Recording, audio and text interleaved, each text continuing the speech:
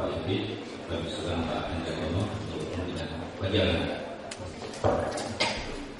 Assalamualaikum warahmatullahi wabarakatuh. Selamat malam dan salam sejahtera bagi kita sekalian.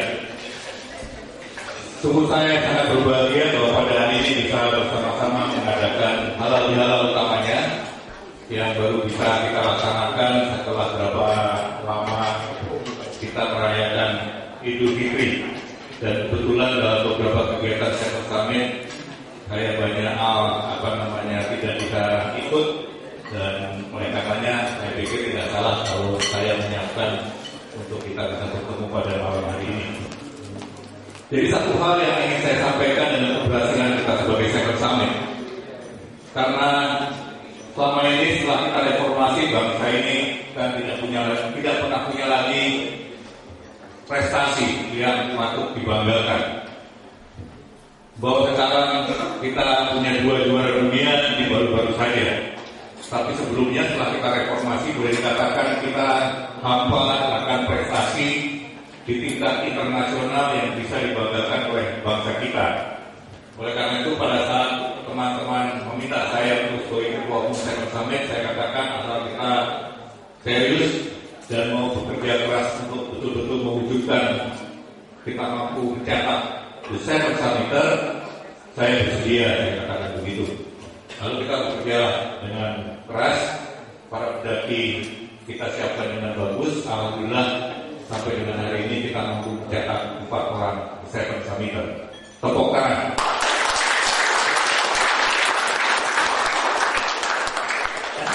Bukan prestasi yang kecil di tengah-tengah kekeringan, kita akan prestasi-prestasi yang dulu barangkali kalau hanya sekedar menjadi Sektor Summiter itu belum apa-apa pada zaman-zaman Orde Baru. Saya tidak mendikotomi antara zaman sekarang dengan zaman Orde Baru, tapi realitanya mengatakan begitu. Kita berkali-kali menjadi juara dunia di bulu tangkis Thomas Cup, yang saya ingat betul, pasti Pak Sarwono juga tahu persis kalau suruh menggambarkan Piala Thomas. Karena setiap kali perebutan Piala Thomas kita juaranya, dan itu kita arah kemana-mana, beritanya besar-besar sekali begitu. Yang di kiri kanannya pegangannya Piala Thomas itu ada merah putih. Setelah sekian tahun lamanya Piala Thomas itu berada di bumi Indonesia. Demikian juga dengan Uber Cup bulu tangkis untuk wanita, itu juga kita beberapa kali menjadi juara. All England jangan lagi begitu. Berpuluh-puluh kali kita menjadi, baik itu single putra, single putri, double putra, double putri dan sebagainya. Kita selalu menguasai perbulu tangkisan di tingkat dunia. Lalu setelah reformasi mulai kita kehilangan itu.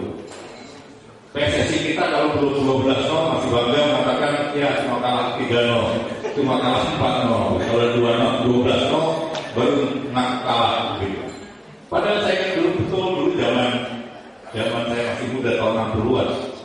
Namanya klub-klub sekelas Manchester United, walaupun waktu itu lebih banyak klub dari Eropa Timur ya, Rusia dan sebagainya. Itu mainnya di Stadion Siliwangi lawan Persib dan dikalahkan oleh Persib. Sekarang PSSI kalau 4-0 masih bangga begitu, 4-0 terangnya. Ini realita yang kita hadapi kali ini, makanya karena kita bisa mengeluarkan 4 orang sebagai The Sektor Summiter, kita syukuri. Barangkali itulah berdorong sekarang kita mulai sadar bahwa bagaimanapun sebagai suatu bangsa kita memerlukan adanya kebanggaan. Nggak bisa bangsa yang tidak punya kebanggaan sama sekali lalu kita ingin menjadi bangsa yang besar. Bohong. Bangsa yang besar adalah suatu bangsa yang punya kebanggaan. Dan kalau kita terus-terus selama waktu yang lama tidak pernah punya kebanggaan lagi, saya cuma punya kekhawatiran lama-lama kita sudah tidak punya lagi sesuatu yang bisa menyatukan kita sebagai bangsa Indonesia.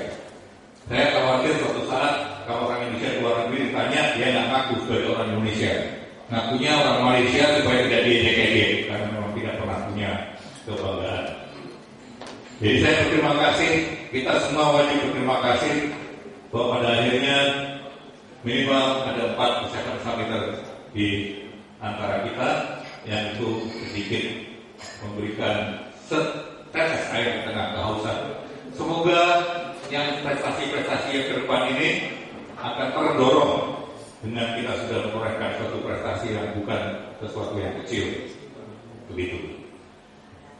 Pada kesempatan ini juga, karena ini adalah acara silaturahmi, acara halal bihalal, barangkali kalau selama ini dalam pergaulan, dalam ucapan saya atau perbuatan saya yang tidak berkenan di hati para saudara-saudara sekalian, saya minta maaf yang sebesar-besarnya, dan pasti saya memaafkan karena tidak ada salah sedikit pun yang saya rasakan dari saudara-saudara sekalian.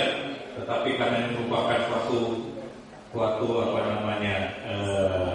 kebiasaan di antara kita di tengah-tengah suasana setelah Idul Fitri, alangkah baiknya memang kalau ada sesuatu yang mengganjal selama ini kita saling memaafkan.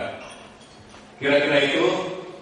Sekaligus saya mohon doa restu, karena barangkali sudah tahu semua saya mengikuti konvensi di Partai Demokrat.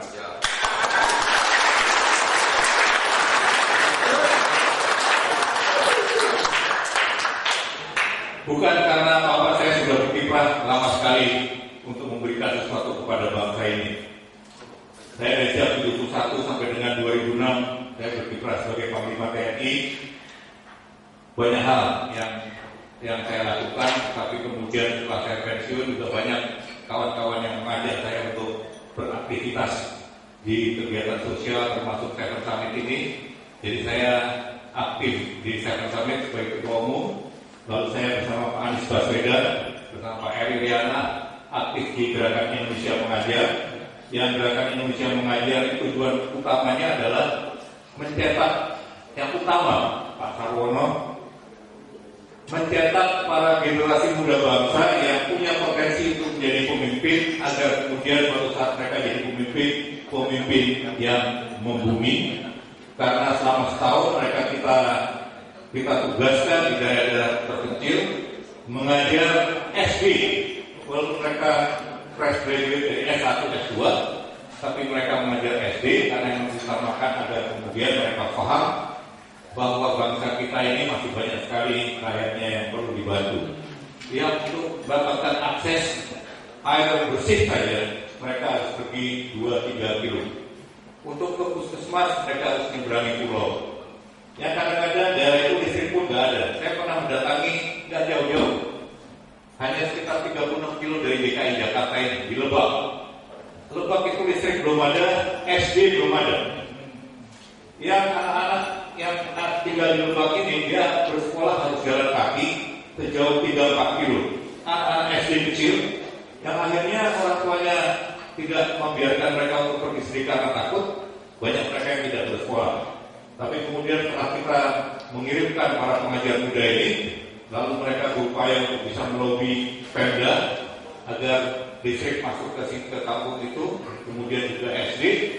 Pada akhirnya SD itu sekarang sudah ada 6 unit dan listrik sudah masuk. Itu karena kerja keras dari para pengajar muda.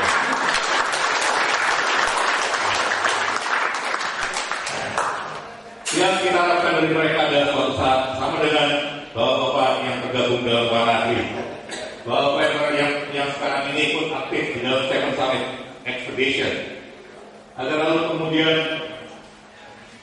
kita perlukan orang-orang yang punya kepedulian tinggi terhadap bangsa. Jangan hanya sekedar kita peduli kepada diri kita sendiri.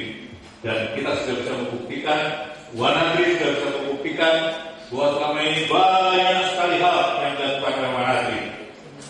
Banyak sekali di tengah bencana, kemudian kemarin mengelilingi Indonesia, menancapkan tanda-tanda di ujung-ujung, di pulau-pulau terluar di negara ini, agar kemudian tidak dengan mudah negara lain mengklaim itu sebagai wilayahnya. Suatu sumbangan yang luar biasa. Tepuk tangan kepada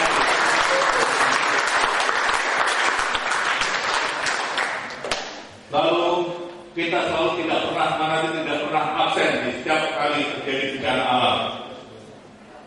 Merapi terakhir, saya tahu persis bagaimana bekerja di Merapi membantu banyak orang.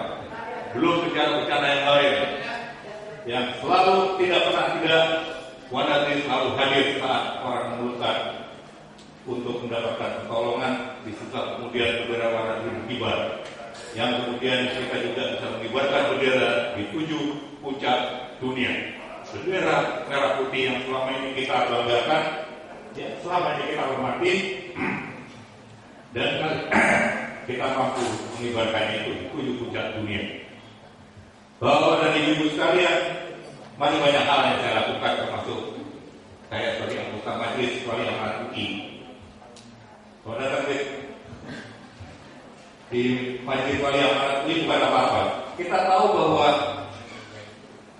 bahwa kalau orang itu makin pintar, pengetahuannya makin luas.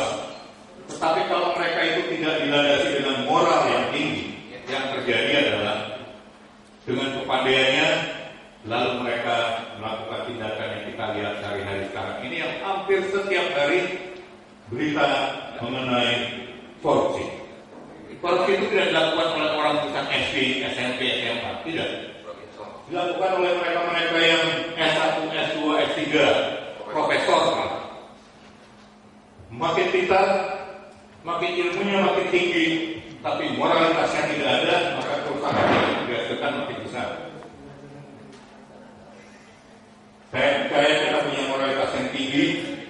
Moga-moga kita semua bisa menjadi pionir-pionir dalam melakukan pemberantasan korupsi.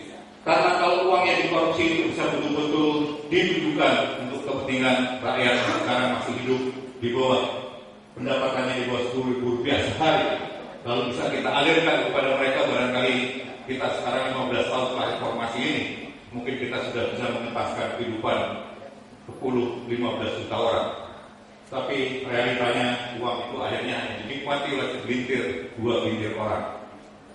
Saya percaya bahwa Bapak Ibu sekalian yang tergabung dalam luar negeri, yang tergabung dalam Seven Summit Expedition, yang bekerja tanpa pamrih, tidak dibayar, kadang-kadang kita justru mengeluarkan uang untuk kepentingan Seven Summit, untuk kepentingan luar negeri, tapi semuanya dengan ikhlas melakukannya, dan kita akhirnya bisa menikmati hasil dari kerja keras kita itu. Sekali lagi terima kasih semua. Terima kasih atas kehadirannya di tempat ini. Mari malam ini kita sedikit merayakannya